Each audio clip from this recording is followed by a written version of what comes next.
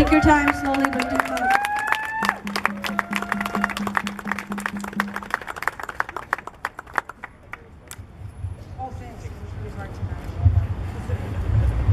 Okay, Ambawastech, Danse, Danata. I welcome you to Treaty 7 in all the Treaty 7 languages of all the tribes that live here. It's really good to see all of you gathered. Somebody asked me a couple of times, where was my community? Why aren't we here?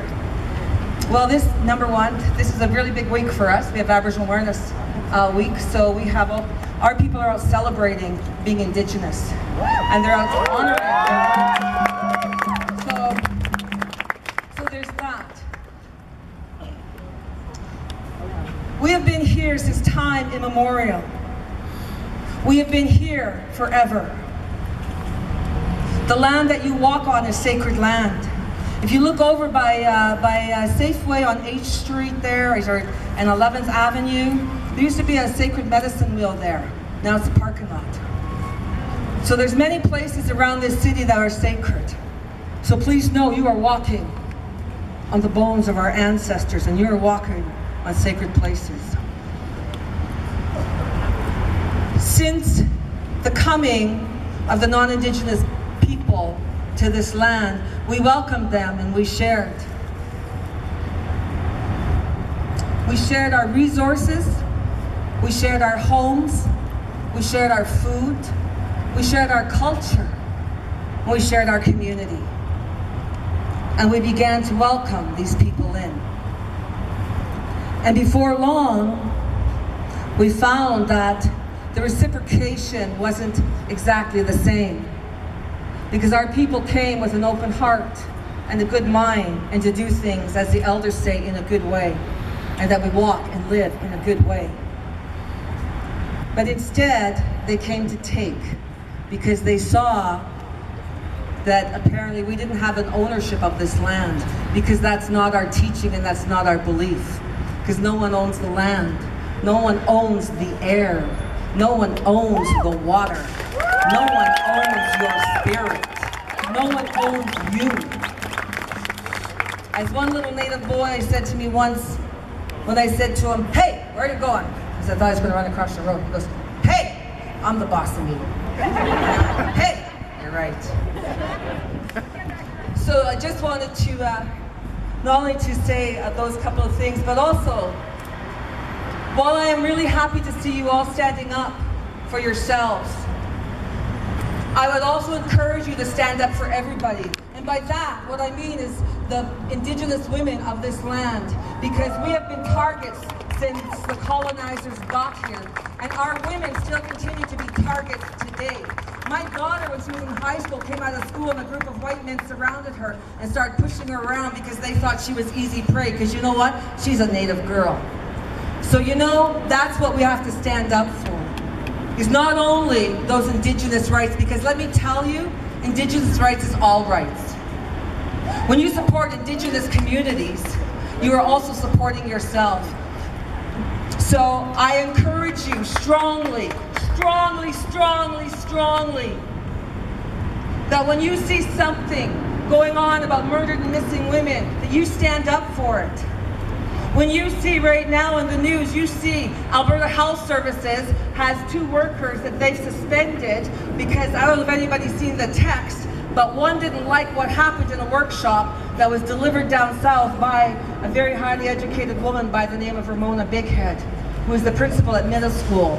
So because they didn't like it, they turned around, they called her, they texted, or they called her a rabid squaw. But they sent the text to Ramona. So they got caught. But you know what? It's those kinds of things you can participate in. You can say, this is not how we do business in Alberta. This is not what we stand for in this land. We are accepting and welcoming of all people. Creator put the white people, the red people, the yellow people, and the brown people. He put all the people here on this earth. He didn't just put it here for you white guys. Just so you know. I know you all think it's yours. But I gotta tell you, he put it here for every single living, breathing, every two-legged, four-legged, creepy crawler, those that swim, the winged ones, all of them. The one thing Disney did get right is that everything has a spirit. So that is about the only thing I think Disney got right, is everything has a spirit. Because I gotta tell you, Pocahontas was not an adult when she was married off to Mr. John Smith. She was a girl of 12 years old, and he was a grown man. So I encourage you to know your history. I encourage you to continue to stand up. I encourage you to stand up for the native people of this land. I encourage you that when you see something that is not right, that is happening in this city or wherever you live, that you speak to it, that you stand up for it, because your silence is your agreement. When you don't speak up, you're saying, I agree with this.